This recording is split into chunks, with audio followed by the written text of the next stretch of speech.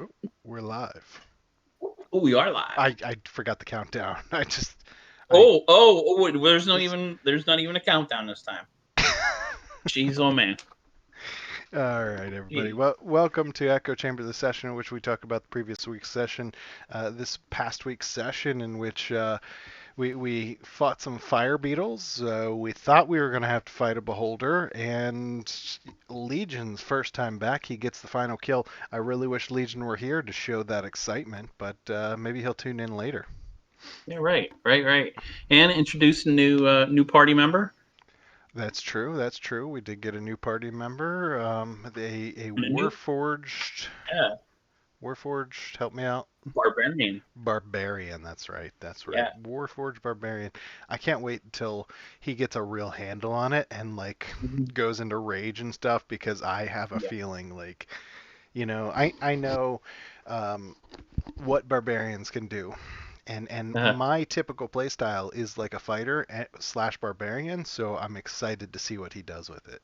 yeah. Considering, we've seen Keegan play bards, which are more, Support. tactile and yeah, more support and more that sort of thing. This is where now he's getting into the front line now. So I'm curious to see how he's. It's I almost like like how he. him and I switched roles. You know what I mean? Like he was Yeah, support yeah, before, and I was in the front line, and now he's in the yeah. front line, and I'm just the cleric back there. Doop doop.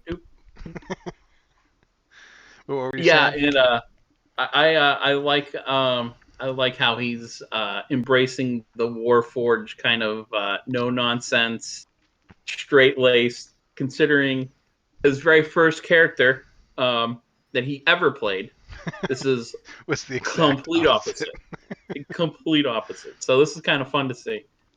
For sure. Comparing Dildo Shaggins to what is the Warforged guy's name? I forget now. Nine or Nine Nine. I forgot. Yeah, no. When he first showed up with Legion there, and they're kind of opposites as well. I was like, oh Mhm. man, Mhm. this is an awesome dynamic. I like it already. Yeah. Eh, It's kind of funny because I kind of wrote up a little bit of backstory for them last week before we played. How just to kind of explain how they kind of met up and everything else, and kind of gave uh, Nine a little bit of his own backstory, and nice, I'll let nice. him go from there. And they both were like wrote me back like, oh, this is so cool. Like, of course, Evan. I got chills, This is man. I got chills. This is awesome. so cool. So, oh yeah. So I was glad that they were excited. So Yeah, he jumped right in, went with the logical. I have a feeling he's gonna like develop some sort of android voice for it too. Like I yeah, got that yeah. feeling. I don't know if he's you felt he's it, getting but there. He's getting there. He's very very uh, straight. yeah, no, I'd definitely Yeah. be interested to see how it plays out. But on the other side of it, like it's kind of like it is Warforged, so it is robotic, but it's also a barbarian, so it's like, "Ugh," you know what I mean? So Yeah, it's yeah, kind yeah. of Like, like it's a cool dynamic. It's an interesting way to yeah, I'm look at it. curious on how he's going to develop that more. That Yeah, whole rage, but you don't really uh, emotion. have that emotional side. So it's kind of I'm Yeah, excited to see how that goes. I would like to rage. Yeah, Like I mean I think it's a really cool dynamic, and that's one of the cool things about D&D, to me anyway, is like you can take two polar opposites, smash them together, let's see what happens, and yeah. really cool. But Yeah. I'm also interested to see how he reacts to Mordai shenanigans, to Legion shenanigans, to Yeah. Barry's instigation, we'll say, because Barry doesn't really do too many shenanigans, but he instigates the others to do. Yeah. He empowers them. Yeah, so he's an enabler. I'll give him that. Yeah, But yeah. I mean, basically, Mordai does most of the shenanigans so far. We'll see how Legion does. And I can't wait to see them in in an urban setting. In a city setting. yeah, the first bar we go to, you mean? Yes, exactly. Or And the first time Mordai tries to swindle somebody again or something like that. yeah, so Yeah, that brings me to the first question, and I was going to mention. So I feel like Nine and Cleek are going to get along because Cleek is that lawful good and logic and all the good stuff. So I feel like they're going to get along. yeah. But in most of your campaigns that you've run or been a part of, is there the opposites, or is a lot of it, because we've talked about this a little bit, our other campaign does have a lot of like the good. Maybe not all of us. We might have a little chaotic in our group, but for the most part, we're all pretty good. We're going for the good cause, and so I'm just curious how that dynamic of chaotic works in most of your other things.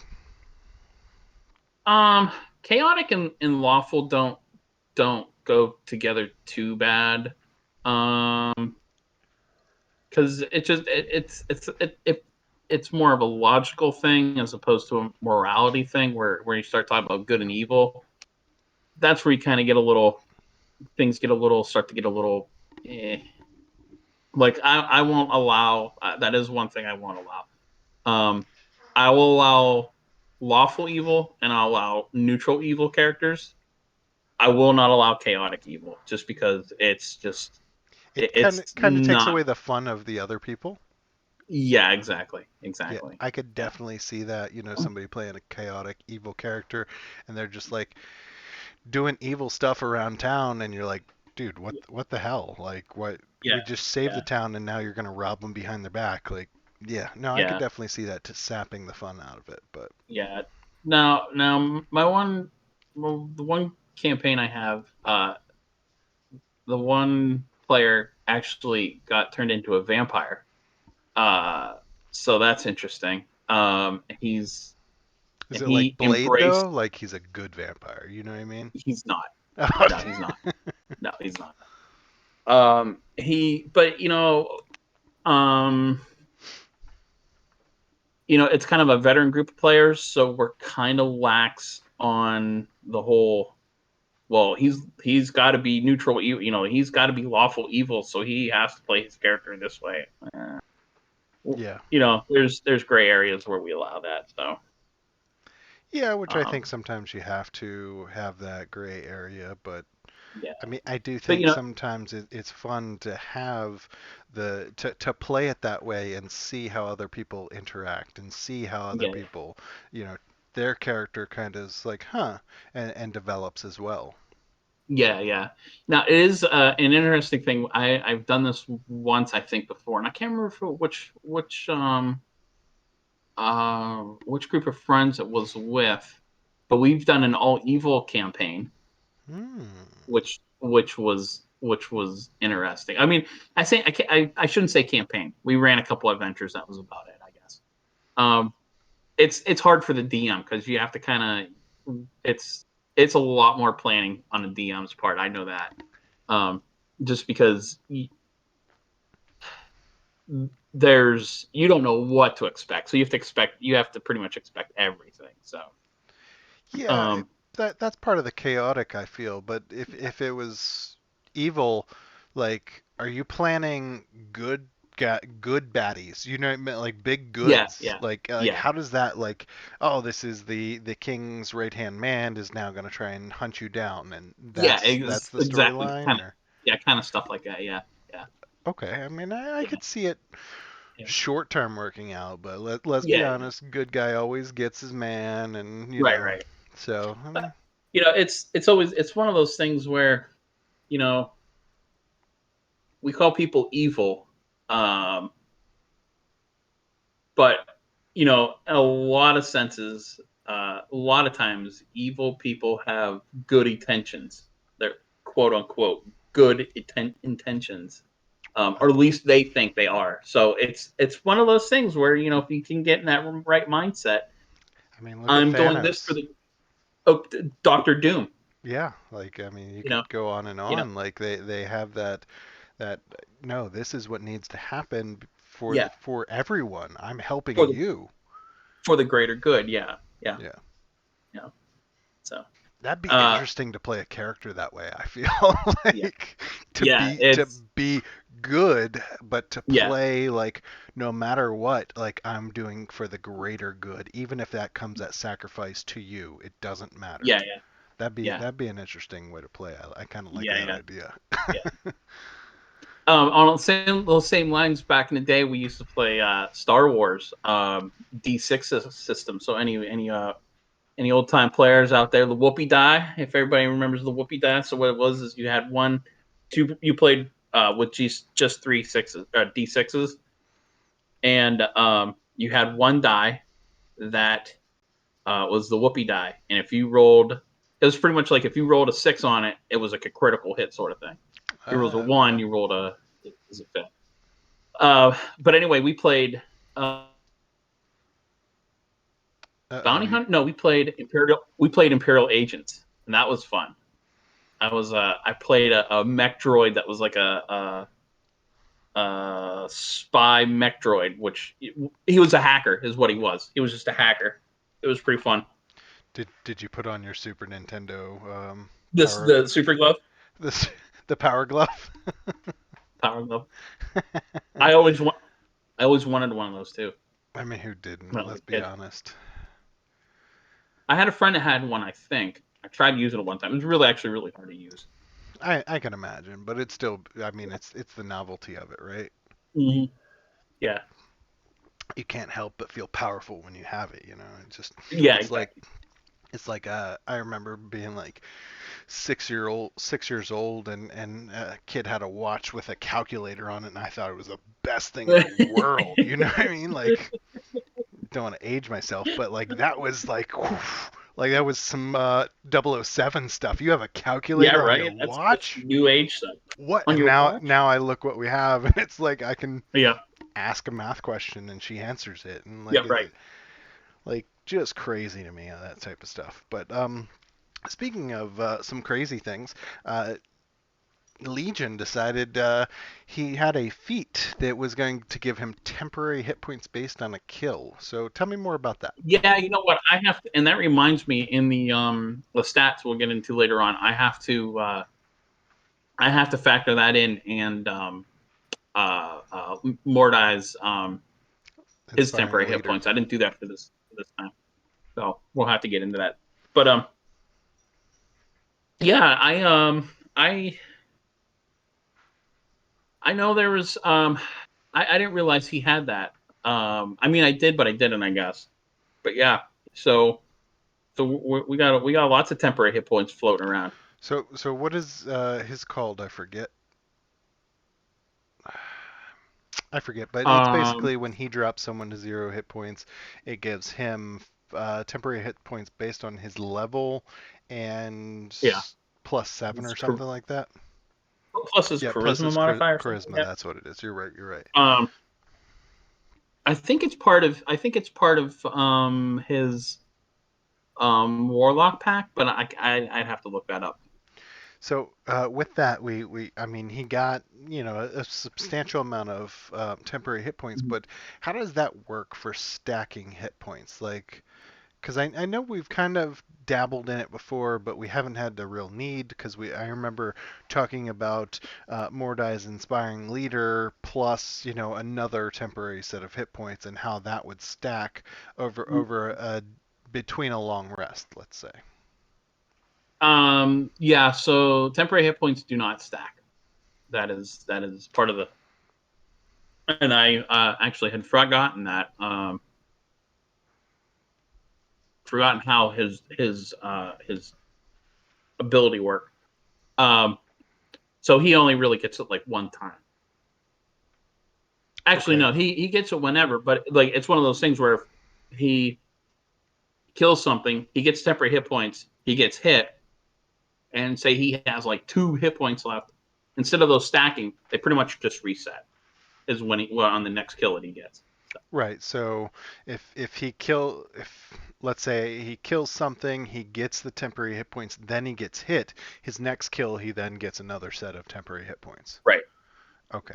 All right, Right, that right. that makes Yeah. sense, and I think makes that feat a little less OP because if you could just like Yeah, yeah. fireball all those zombies. Think about Mordai, right? Like Yeah, yeah. fireballing all those Yeah, zombies and yeah. getting all those temporary hit points. That's a Yeah. little. And do the temporary hit points That's reset after a long rest? they go to 0, yeah. Yeah, But yeah. I feel like they After a do long reset. rest I state, just yeah. wasn't sure. Okay, Yeah. so I mean Yeah. that makes sense. So I did have a question. So we'll get to the stats here in a little bit, but when we walked into the fire beetle room, and I thought we were gonna walk past them, but of course, some low rolls from our sorcerer and warlock, we ended up fighting Uh-huh. them. I mean, let's be honest, a little bit of free kills for everyone because we have a plus Yeah, nine yeah, to hit. exactly. It's Yeah, we have a plus 9 to hit Monk. We have a plus 7 to hit Warforge. We have a plus 7 to hit or plus 6 yeah, to hit Warlock with his Eldritch Blast. Mordai's got like yeah, something crazy, and Jack's even got like a plus yeah, 7 or something like that. So yeah, yeah, yeah. I feel like I'm a little underpowered. I feel like Barry is very underpowered.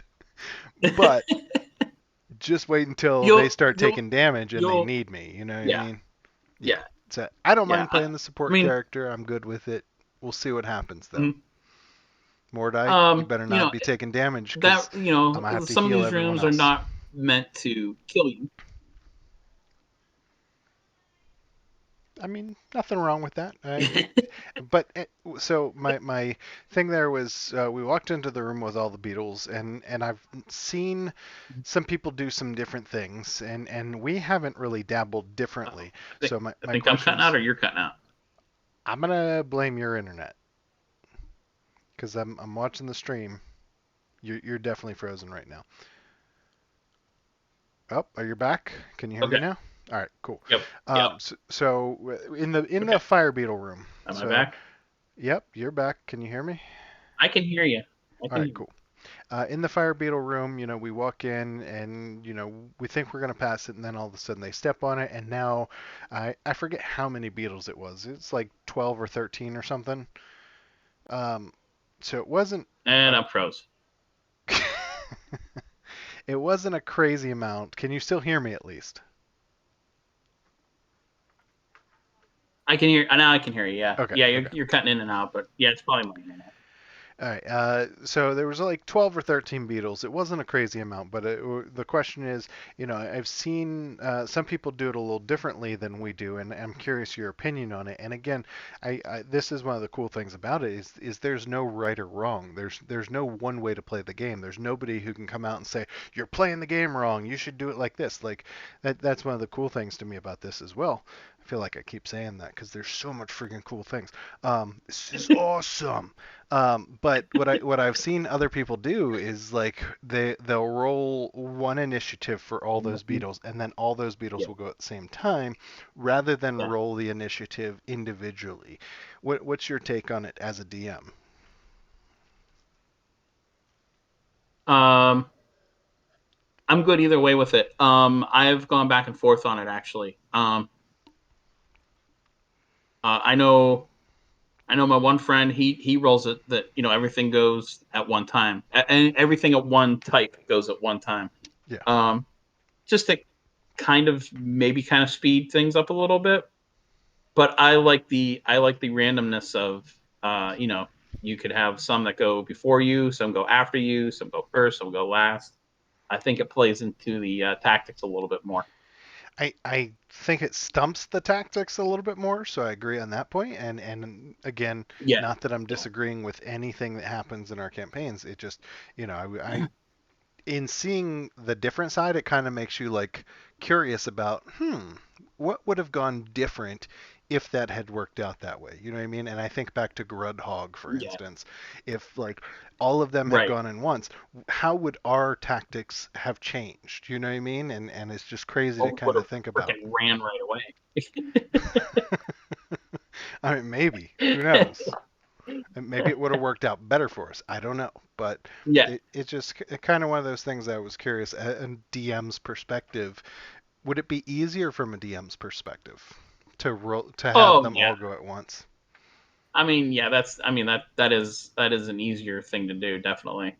you just roll initiative once and you just kind of go as how you please, sort of thing.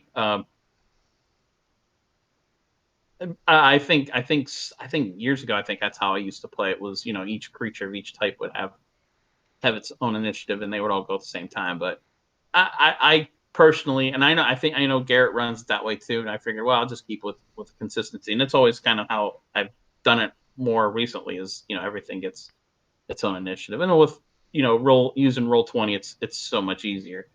Um, That's true. It is, and I yeah, do like the how you can see the turn order when, as yeah, opposed to when we were playing tabletop, you had to try and remember who went yeah. when. Somebody's got to write it down. Yeah. Yeah, so it does make it a lot easier for tactics, as a group. So, maybe that difference, that spontaneity of who goes when is nice. I'm not sure. I could go either way. I'm happy with either way. I was just kind of curious how that worked Yeah. out on your end. So, um, all right. So next question, and then we'll jump to the stats.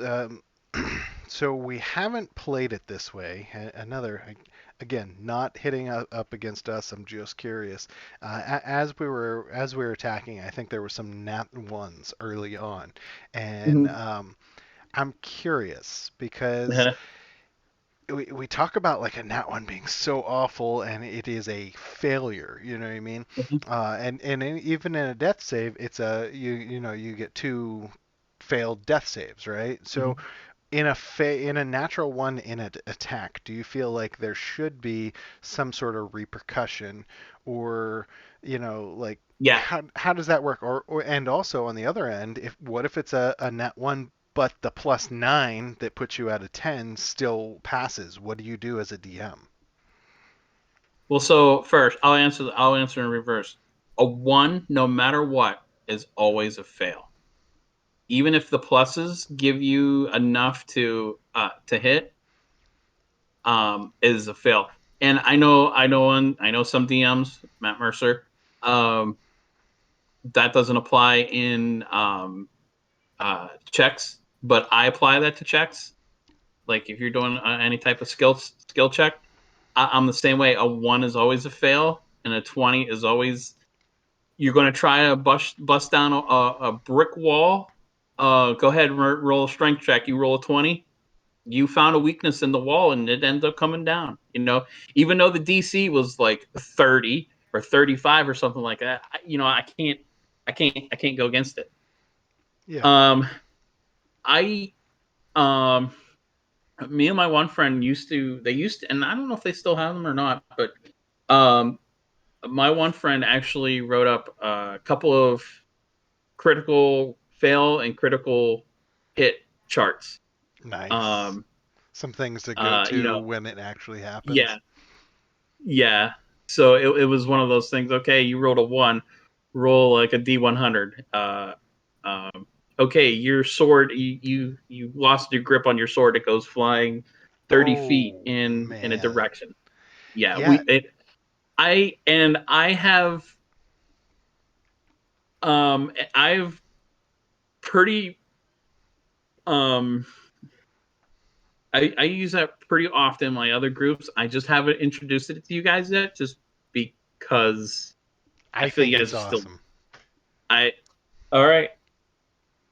I mean, I don't want Any to of the speak for guys, the whole group. no, any of you guys out there watching? Carl says I can start adding critical critical fails to things. I think that's awesome. Like for Yeah. me, like we pump up the nat 20 so much that we're like, yeah, like the nat 20 on the Dragon Talk for Amrook, like I was pumped, my heart was Mhm. pounding. But a nat 1 should have the same, like, oh no, like to me, Yeah. like that is the polar opposite. That's the worst thing that could happen. I mean, I've gone to the point too where if I've rolled a nat one on a critical like on a DC spell DC, I would allow double damage on a spell. Oh my gosh, that would be Yeah, I've done insane. I've done that So a couple times. Yeah. if you nat one on a fireball dex save, like that Yep. could be That crazy. that's yeah. Yeah. Whew. blew my mind right there. Yeah. Yeah, no, that would be pretty cool. I don't want to speak for everybody, but I like that,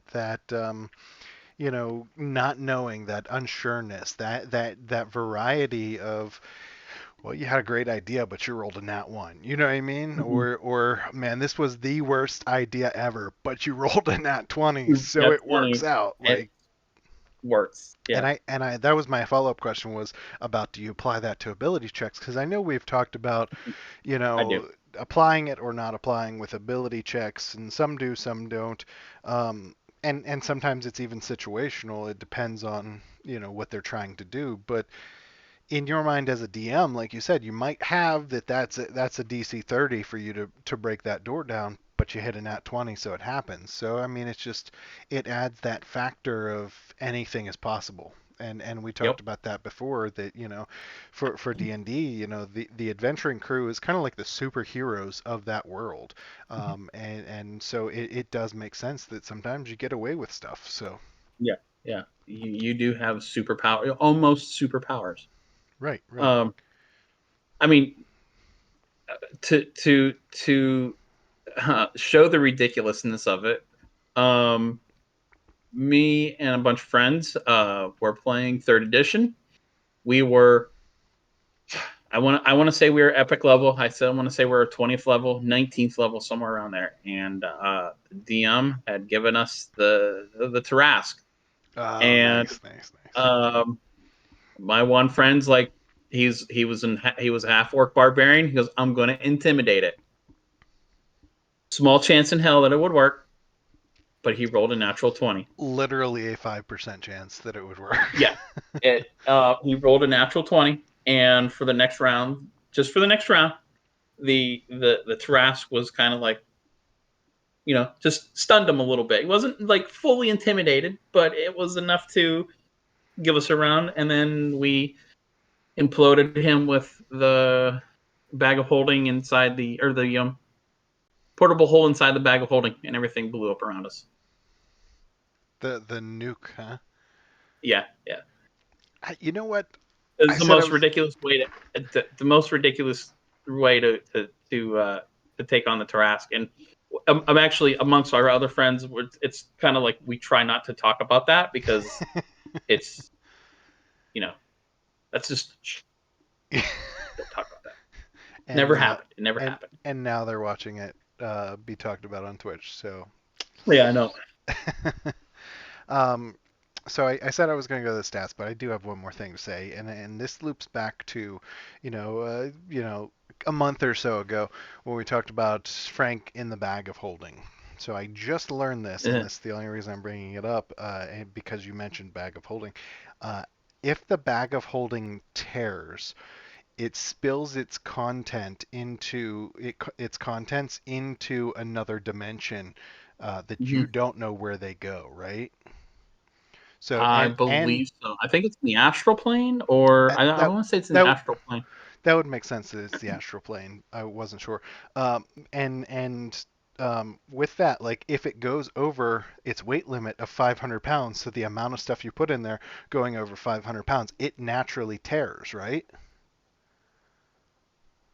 I believe that's how the rule states it. I have never been one to really follow that rule too much. It's logistics. I get it. I was just, when I Yeah, heard that, I was like, oh man, yeah, that would make you yeah. think about what you're putting in the bag of holding a Putting into lot the bag. more. Yeah, Yeah. yeah. So I just want to mention that not that we go that deep into the logistics, because to be Hmm. honest, where we're at as individuals, as a group, is, we're still obviously learning. We haven't played, well, other than maybe yourself, we haven't played for many, many years, and so we get all these general aspects, and then we would put forth the semantics and stuff just to add flavor. But where we're at, that flavor is kind of unnecessary. But just Yeah, want to yeah. mention it. It's just one of those things to kind of keep things from being too OP and Right. too. I mean, 'cause you can run away with a lot of stuff there. For Just sure, and like I said, it's one of those things that you add in for the seasoned players who like the rest of the stuff. They're like, oh yeah, okay, that's yeah, we've done that, okay, yeah, and you add in that yeah. for the seasoned players so that they have something else to think about. So Think um, about it. Yeah. yeah, and with that, you know what I like to do. Let's head over to the stats. So so jumping into the stats, I want to give a shout out to Legion as we get started with the stats. His first time back, he gets the final kill. The how do you want to do this? Like, I could see his face light up when he realized Yeah. that creature only had a couple hit points. And he's like, I've been holding on to this fireball. This is it. Like, I could see his face light up. Got to give him a shout You out know for what? getting that He kill. did some he did some damage to that thing. I want to say it had 27 hit points left when he cast it, and I think he did 37. I think I remember right. Well, let's look at the stats. So he had 4 kills total. If I just look at him, let's see, his 12, 34 it looks like. 30. Okay. No, no. Is that? No, 27. You're right, 27. Yeah, 27. Okay. Yeah, I was looking at the fire beetles, sorry.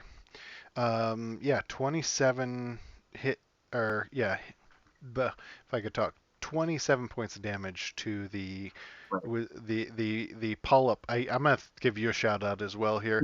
Eric has started to name each of our quests, each of our adventures, each of our encounters, whatever you want to call them. So we had the Hall of Zombies with Mordai and his fireball. We had the Fire Beetle Barrage.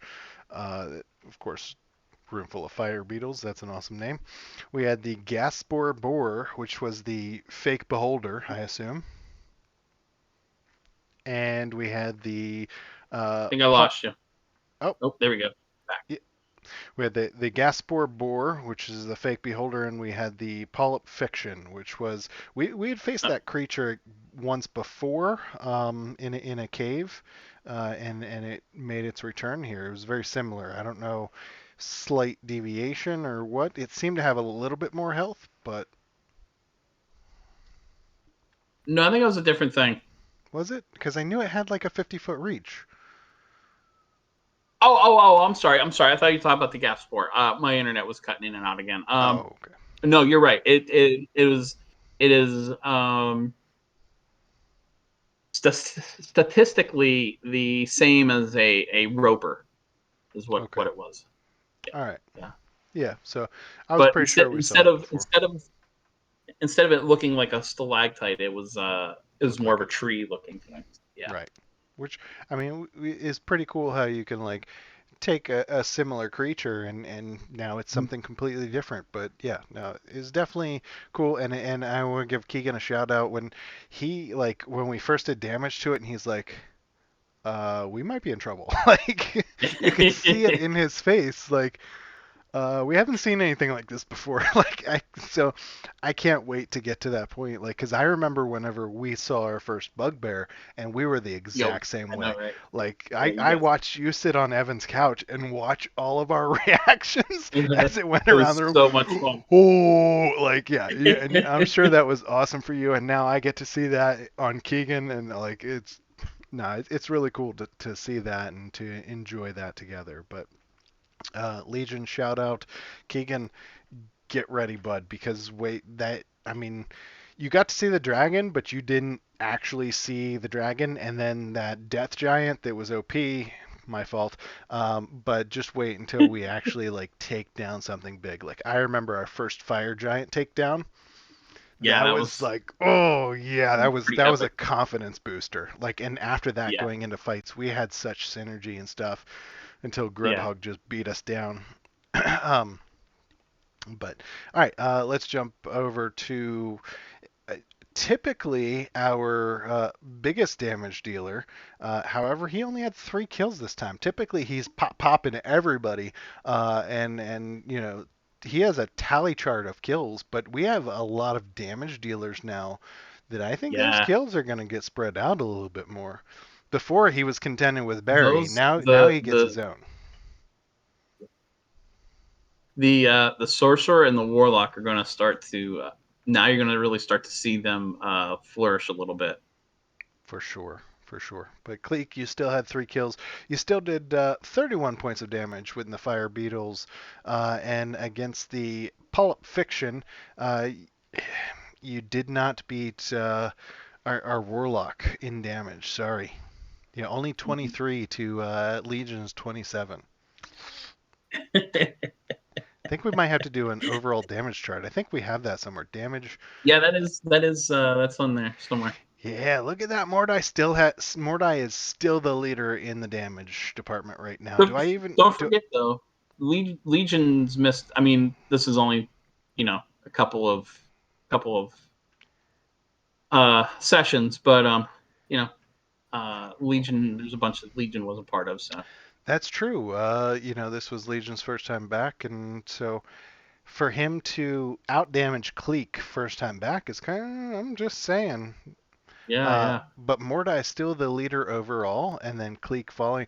But look at this stat. I think this is pretty cool. Mordai has like quite a lead now on damage.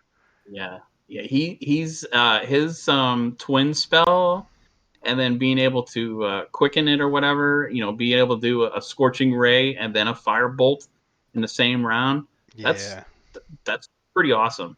Yeah, for sure. And he did that. I yeah, didn't quite understand what was happening there. So that's a sorcerer thing, I assume, that he yeah, can spend sorcery points to then cast 2 spells in the same round. yeah. And I think and yeah, and it's so you can uh you It allows you to cast a you spell as your bonus action, right? exactly. That's what I was looking for. And of course, since you can't cast two spells of level, you can only do the cantrip. But when you're at 5th level and your firebolt does 2d10 points of damage, it starts to add up. Yeah, this fireball square is just going to continue to grow with those two. I feel like I it's going to know. take over the chart, and like I can see Legion throwing them out there, and Mordai getting pissed and throwing them out there, and they're Yeah, just going to start piling them up. I'm sure. But yeah, um, back over to you're this gonna map start finding yourselves like in like really small rooms, like 15 by 15 square rooms. where they can't drop the fireball. Yeah, and Oh. nothing but like fire elementals. Let's jump over to Nine tying Cleek for 3 kills. Not doing a whole bunch of damage. I mean, obviously, still more than Barry, but 36 total. Still having 3 kills. So, I mean, his first time with the party, he's a logical man running in there, knowing his job, and just doing it. So, I mean, so far, great addition. Like I said before, I'm interested to see how that plays out with the Barbarian and the robot, we'll say, for the Warforged, but I can't wait. Captain Jack Ryan, we got to get you back here, buddy. I know, Ryan, we need you back, buddy, Yeah, for because sure. I would love to see his shenanigans mixed in with all this, and then Oh my gosh. Yeah, and Legion's like logic would dictate you should not be drunk right now. Like I can yeah, just hear it. yeah, Like yeah. exactly. Let's see, who is this? Mordai, only having 2 kills, still up there in damage though. 42. Or no, sorry, 52 total. So, Yeah, not as many he killing blows, but still up there. he took a good portion of the roper thing down. He did some damage to that. For sure, and that's what you're saying with the two scorching rays. His old bob and weave technique, shout out to him. Yeah. He just, oh, see you guys. Just, Bye. yeah. Good stuff, though. Barry, we're just going to skip him. I did get a kill, but Hey, it was like a you, fire beetle or something. yeah, but you did some damage with your spiritual weapon. If you Six know, points. I mean, it's no Mordai's 3 points of damage that one time, but honestly, I'm okay with not being the highest damage because, I look at it like Bless and Bane and healing and things in the oh yeah, background without that type of stuff, it, it yeah, would yeah, it would be a harder way to go. But yeah. It's like Adrin. Adrin's not going to come anywhere close to the damage that Amruk does, or even Siddle. oh, and he's okay with that because there's other things that he can do. Yeah, for sure, for sure. I mean, you need a well-rounded Um, group like that.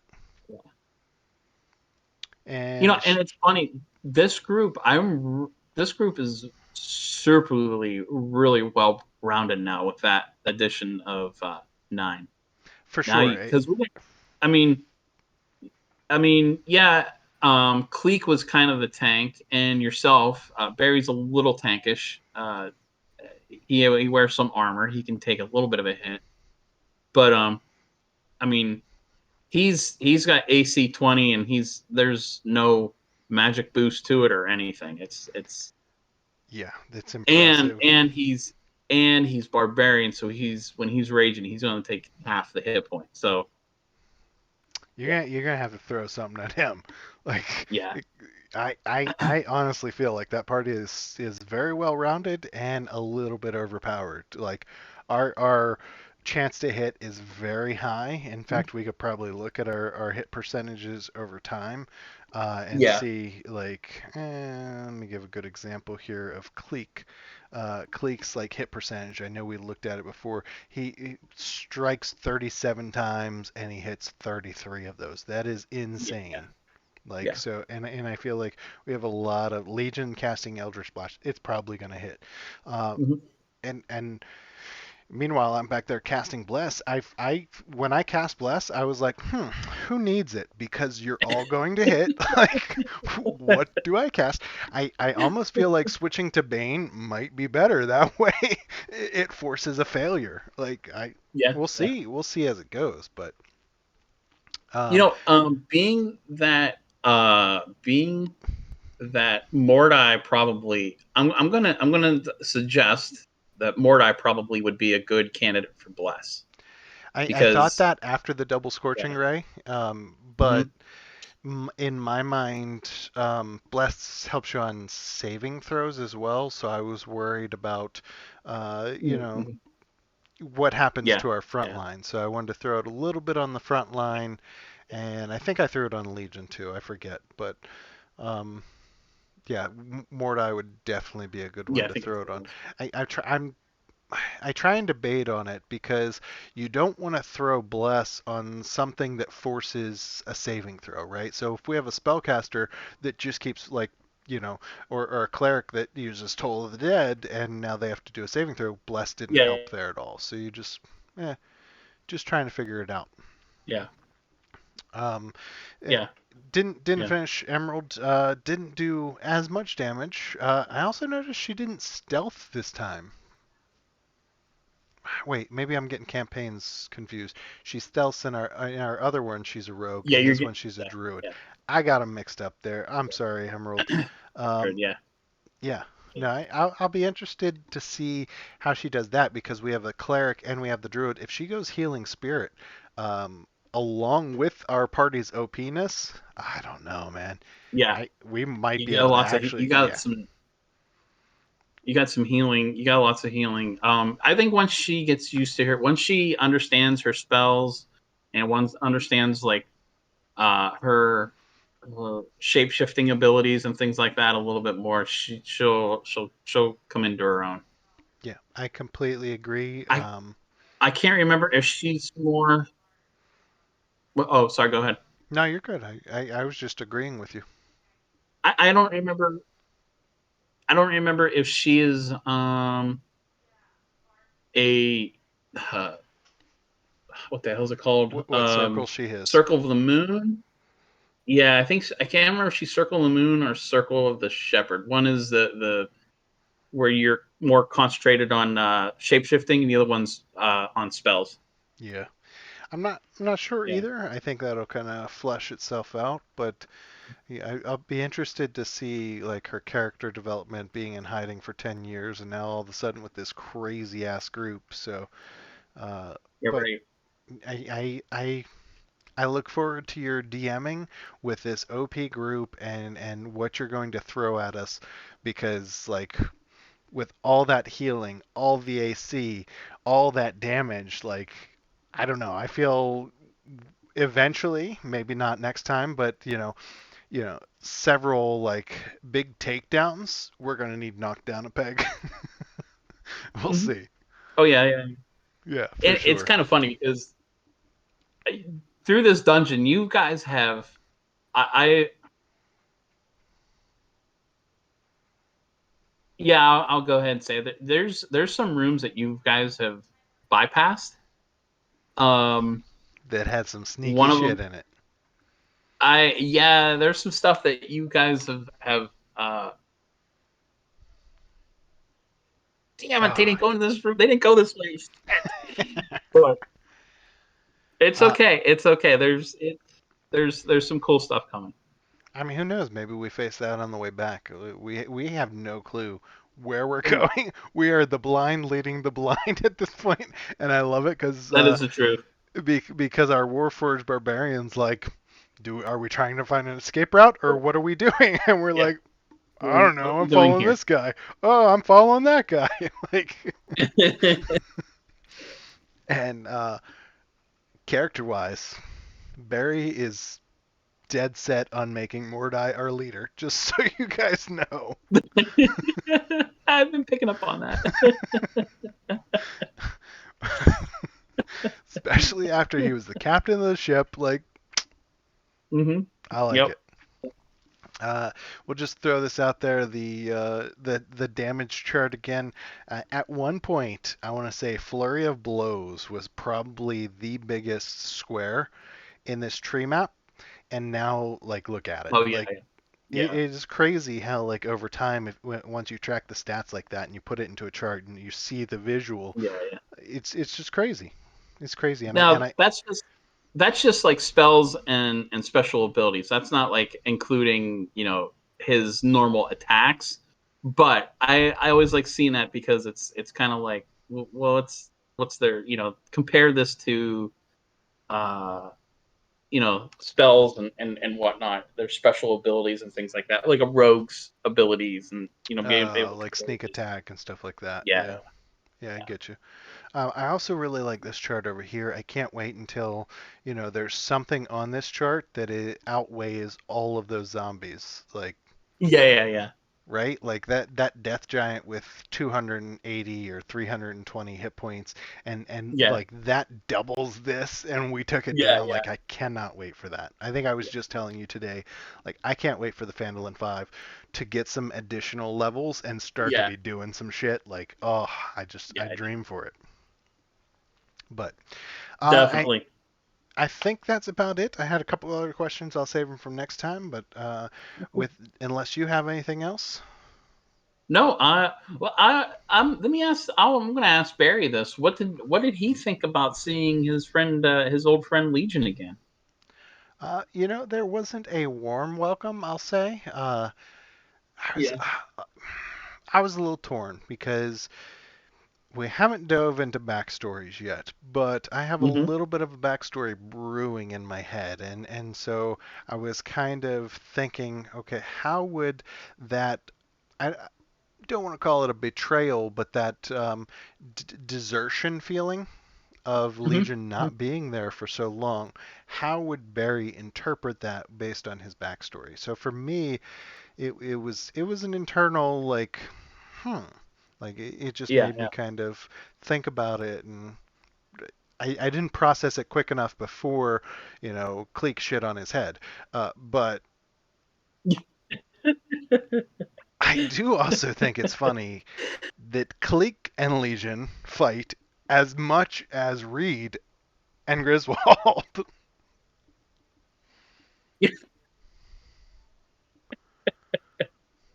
Think about it. Nope. I think Oh we man, got look who's G. joining us. I think we That's got them. G. Oh, what's going on, guys? Can you hear me? Can you hear me? Yeah, we can hear you. Can you hear us? Sweet. I got you, and I can see you. Nice.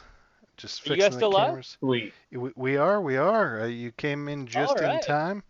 Uh, I'll pitch you a couple questions just to get your All take on right. them. We just finished the stats.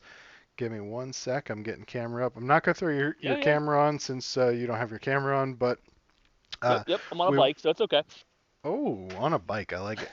So we went over 3 questions. I'm gonna throw the first one at you. We're gonna skip one actually. No, because it was about temporary hit points. Um, All so right. we'll throw the second one at you. NPCs to have one initiative. You as DM, we typically, we roll for each individual. Even the couple times I run a one shot, we roll for each individual NPC. Yep. However, I had brought up that some others roll one initiative for specific types. So if there were 12 fire beetles, you'd roll one, and all those fire beetles would go at once. If you had some Yep. gnolls as well, you would roll for them, and they would go at once. How do I'm you with you. feel about either way? You know what? So there was a session way back when in which I actually set it up that way, and I did everything had the same initiative. What I found was two things actually. One, I appreciated the easiness of it, but I liked the randomness of having the NPCs scattered throughout the arrangement. And two, it also with this bigger group, I thought about going back to it to save time, but I think it would put too much time in between the players because there's this large gap where I had to go through and do everything as DM. And so I like being able to prepare a little bit longer for each individual player and break it up. I feel like it helps me balance the battle a little bit better, both timing and strategy. So it keeps everyone Yeah, engaged. So that's yeah. All right. that's the way I choose to go. A little bit of extra work to do individual roles for everybody. That's funny because that's pretty much the exact same thing I said. I figure, I've picked up a lot of my DM style from you, Eric. So a lot of these questions end up being very similar. I got two role models in my DMing. I got Matt Mercer and I got Eric. That's it. Those are my role That, models. I mean, hey, if you gotta have role models, those are two good ones. Just want to say. Who else would you ask for? I mean, I just watched Matt Mercer's Between the Sheets, had me tearing up a little bit. If you haven't watched that one, go watch it. I have, after watching that episode, I have even more respect for Matt Mercer. Like, no some kidding. stuff I he gotta go said in watch there, that. I was like, I've been saying that same thing for years. Respect. Like, so, I Yeah. mean, Wow. yeah, no, for sure watch that one. Listen, I'm Uh, almost ready for Critical Role. I'm almost back to it. oh, I can't wait. I can't wait till you get in it so we can talk about it. This past episode last week was amazing. I just finished it. Anyway, next question is we talked about nat ones. Now, I am not saying either way, but Yeah, you did. You did. Yeah, you did. I'm going to. I'm not Can't saying wait. either way. But previously we had discussed nat ones and nat 20s on ability checks, as well as repercussions for nat ones on attack rolls and stuff like that. And I know Yep. sometimes for you it's more situational of maybe I shouldn't do that to him this time, or oh, this works out because this guy's behind him, that type of stuff. What's your feeling on nat ones and them being an actual failure? Because in a death save they are an automatic double fail.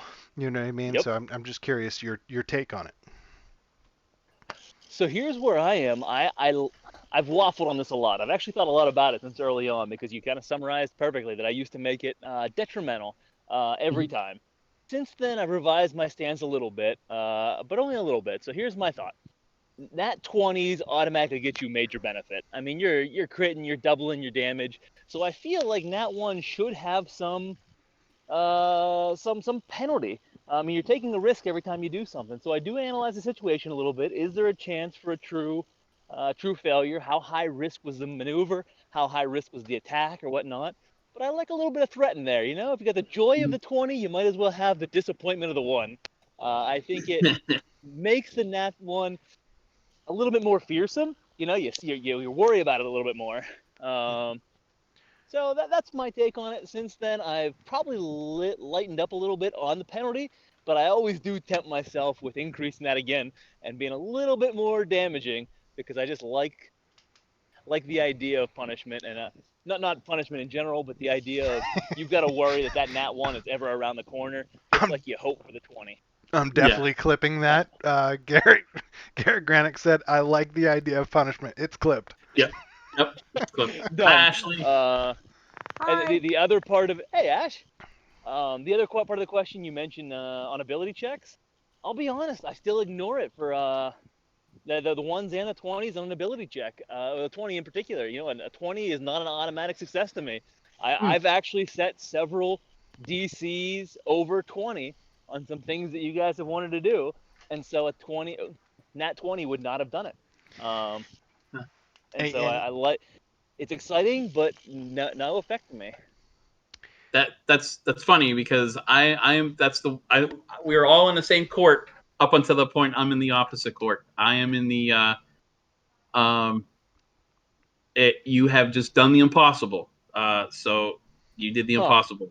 That's how I look at it. But I am not going to disagree with you. I think that's awesome. So I was telling Carl back in the days of 3.5, we actually used to have a chart. My friend wrote it up and everything else. Critical fail chart and a critical success chart. Okay. And it was you rolled a 1, roll a D100 and go to the chart. You slip and fall and are knocked prone. Maybe if you rolled a 20, go ahead and roll a critical success chart, and it was roll D100. You slice through the attacker's sword arm or something like that, and he has to. They now have disadvantage on all their attacks because they have to attack left-handed or something like that. Just stuff like that. I am going to look for that chart and see if I can find it. You've got to track it down because it's hilarious you said that. So I've been using my vacation to update some stuff here for once I return to the DM table. And one of the things that I've been doing is adding more tables for randomization. So instead of improv, I want to make sure that I'm once again leaving things to fate. And that is one of the things that I wanted to leave to fate is the critical fail, table. So I was building that out myself. Yeah, and to which I said that is amazing. I love it. And then Eric said, for everyone watching, Carl said we're doing this from now on. Yep. Yes. I mean, it's kind of like the wild magic table. I like the idea that if the dice is going to control the fate, it might as well control all fate. Yeah. Ashley, since you joined, how does your other group handle nat 1s and nat 20s? Do they work? Do they take into account whether it's an ability check or an attack roll, or what did they do?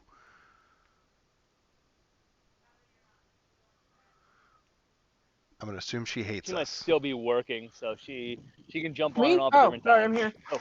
You're good. How the other games that you've been in, how do they handle? Sorry, I think my headset's dying. All right, can you hear us now? I can hear you. It just keeps beeping at me. Oh, okay. So how do your other sessions handle nat 1s and nat 20s? Nat 20s are usually not an automatic win or hit. Not always. I can't remember. I don't know. Sometimes I feel like they are, and sometimes they're not. I have so many games going. I'm starting another one on Fridays. That's awesome. Every other Friday with my niece Macy. Oh, that's cool. Awesome. Yeah. You've got me thinking. I gotta dwell on this one further now. I mean, and I will also say that, nobody can tell you you're playing this game wrong. Nobody can tell you how to play it. No. And that is really awesome about it, is you can do whatever you want. If you want to build the worst character ever just to play it and have fun, that's okay. Or if you want to min-max and have the best character ever, then that's what you're doing. That, to me, you can't play this game wrong. No, and that's the great thing, and the terrible thing at the same time. I'll admit, one of the reasons I got into this was the open-endedness, making me think quicker, more on my feet, and have a more open-ended, creative approach to things. And oh my gosh, does that do it? You are forced to do so, and you're right. No matter what you do, it's not wrong as long as everyone's still enjoying themselves. As long as you got a group that is happy with the way that you're doing it, all good. Yeah. I mean, I love the reason that I like this game so much, and I've named 12 of them, but is that immediate improv. I still remember to this day, and it's probably my favorite part of D&D so far.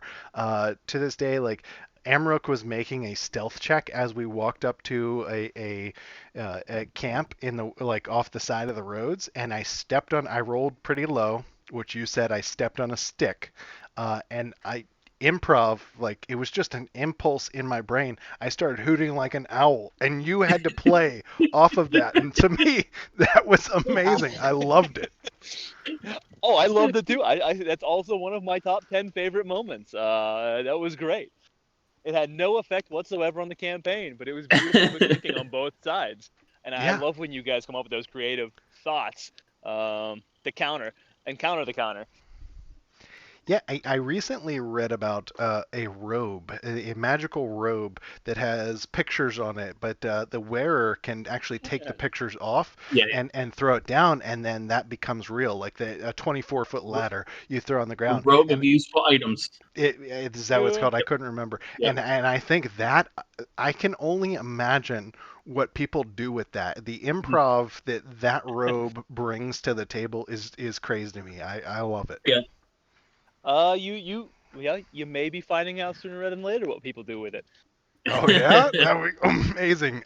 Griswold, I don't know if you should do that. Now that I think about it, I don't know that we should put that in Griswold's hands. Let's be honest. I figured Ready? Reed would have some fun That with would be so cool. Don't do it. Well, you imagine it's going to go to man. Reed, Oh, but it's man. going We to got a go to call. I'll be Griswold. back. it. All right. Thanks, See, Ash. Ash. You imagine it's going to go to Reed, but let's look at the gloves. Let's look at the ring. It's I going know, to I've been wrong Griswold. every freaking time. He's going to Every gobble freaking that time. shit up. It's not even going to fit him. It's going to be like Fat Man in a little coat. And he's still going to wear it. You know what though? I've adapted to that. I like him having to choose now what he drops and what he adds. You're Yeah. just going to keep Interesting to throwing see what magic three-piece items. combination. I love it. You just He's keep always throwing magic adjusting. items. Oh, That's I don't want these gloves anymore. Give me that. Just low-level random magic items, just so he keeps loading up on Yeah, random yeah. crap. For sure. But Ring of Uh, protection, amulet of protection, I got to get Look, my armor's AC now up I don't there. plus think- 1. Yeah. I don't think he's gonna go for it, but I'm gonna throw this out there that he was so freaking excited about his idea of taking a whole bag full of rock of gravities, not realizing which one his rock of gravity was.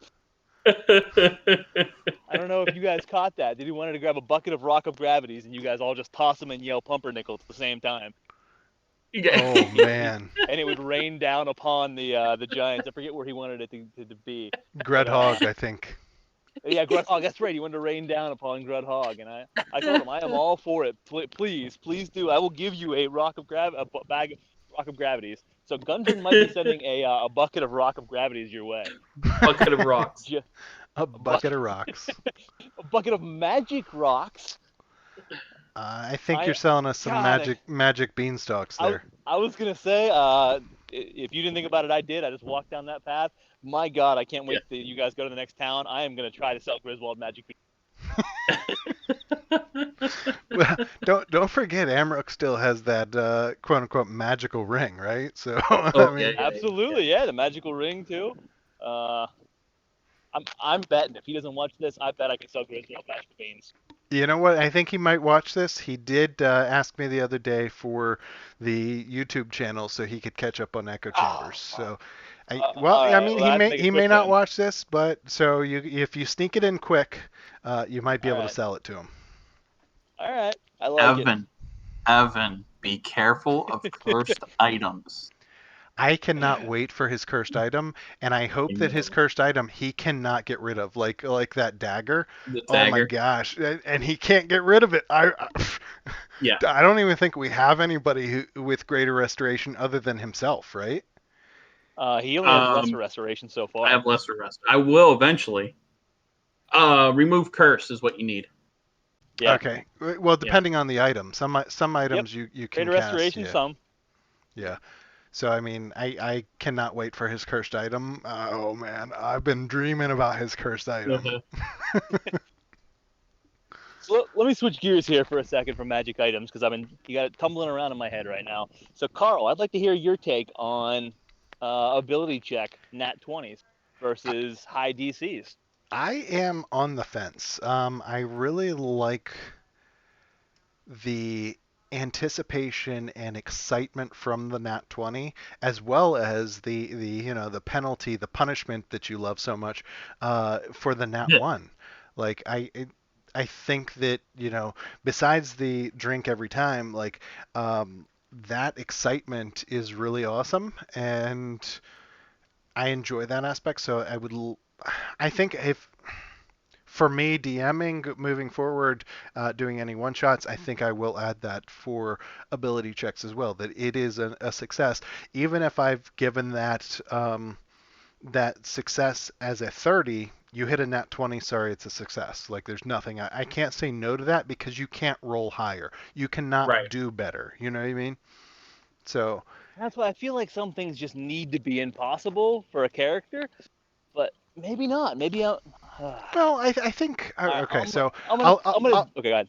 I'll append that. I'll amend that. I think that it still has to be logical. So if I'm gonna say Emrook is gonna put his hand in the air and use his boots, and I'm gonna fly, that's not possible. So that's not a check at Yeah, that point. That is so there are still some things that will be impossible. But if I'm trying to do something that is plausible but has a very high, like I think Eric used the example of I'm gonna try and break down this wall.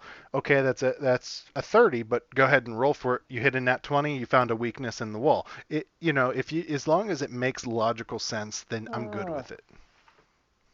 Yeah, you make a good argument there. I mean, I'm not trying to argue either way. I love it either way. Don't get me wrong. I only brought this up No, because this is good.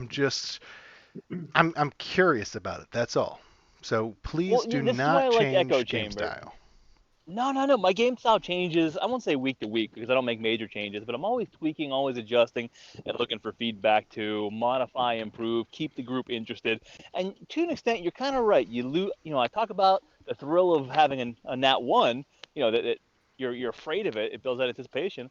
So I'm actually losing that by not adding it into my ability checks, the ability for a 1 or a 20, and basically saying, guys, it doesn't matter. So don't get excited about it for ability checks. So it's almost against my own argument earlier for attack rolls.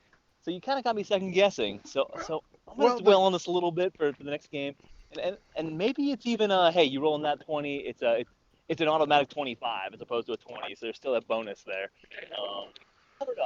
I'm gonna think about this one further, and I want to do it because I'm on the fence and I think about it a lot. I think about all these things way too much. I dwell on. I mean, the good I part dwell about on it these is rules. you could try it for a couple sessions, and if you didn't like it, you could just Yeah. revert. Like it doesn't have It's like true. there's no plot hole that's going to be created Right. by it. So I say No, you're dabble absolutely with right. it. The worst case scenario is we find out we don't like it, but I think it is That's situational as well. So I mean, with great power comes great responsibility, right? Right. yeah. Yeah, I guess. Yeah, I'll dabble. I'll make some minor adjustments here. We'll play with it and see how it works. But you're right. It's situational. I mean, you Very could get very situational. specific and say no matter what, if Griswold rolls a nat 20, it's a success. You could get very granular, and but on the other hand, Rusty rolls nat 20s pretty frequent. Maybe it doesn't work for him every time. Um. I Yeah, think I'm I think swaying, honestly but he I went gotta think into the about it. code. He went into the code on his browser and just changed it to say nat 20 every time. I have Because no he doubt. rolls a lot of nat 20s. I almost feel like I almost want to start a tally chart for nat 20s Yeah. That and would nat be 1s. interesting to see the randomness of our rolls. Well, that I do keep track of. That. I just don't have it in the charts anywhere. And Oh, I that's didn't know you kept great. track of that. Yeah. He's keeping track for cheating. Yeah. There's too many smart guys in this group. I mean, So you could definitely get in the browser code and make it say nat 20. I'm just saying. so Oh Garrett, yeah. I was given a Carl example of how I even do critical fails on spell saves. I haven't done it with this group, but have in the past. If you cast Fireball and one of the creatures Ooh. rolls a nat 1, instead of taking the 36 points of damage that it wouldn't normally take, and it will take now 72. 60. Yeah. So yeah, that's it. You 72 take what? point. 72. Oh wow, you're Yeah, going let's that take- critical. You Yeah, double. yeah. So yeah, a nat 1 on a save is like a nat 20 for the user. So Yeah, it's really, yeah. yeah, for the character. But- Man, I and guess. you say I like punishment. It works both No, ways. you said you like punishment. It does work both ways. That's the only thing. That's why That's I true. haven't Oh man, I haven't didn't even think about that. So like if the enemy is firing the fireball and you roll a nat 1, man, that could be Yeah. instant death. Yeah. That's What if what it's I'm a thinking. dragon That's what flame? I'm- A dragon flame that you roll a nat 1 on your deck save. You're dead. Yeah. Like you are Dead. literally dead right there. I don't care if Yeah, you're there's some Griswold or hard-hitting anybody. characters in both these campaigns. That's some damage being thrown out there. I'm just thinking of that Flame Skull battle all over again. Oh, I don't think we. Oh. Ew. I mean, Exactly. that's the way it rolls though. So I don't know. I could That's go the either way way. it rolls. I go eat a tree. That's all I can say. Go eat a tree. What else can you do in these situations but go eat a tree? All right, with that, we'll go ahead and wrap it up. Thanks for joining us, everyone. Garrett, good luck on your bike ride. Yeah. I'm back now, but I'm glad I made it for the end of this thing. Thanks, guys. Yeah, Nice. awesome. So good stuff. Thanks everybody for watching, and we'll see you later in the week. Peace. All right, looking forward to it.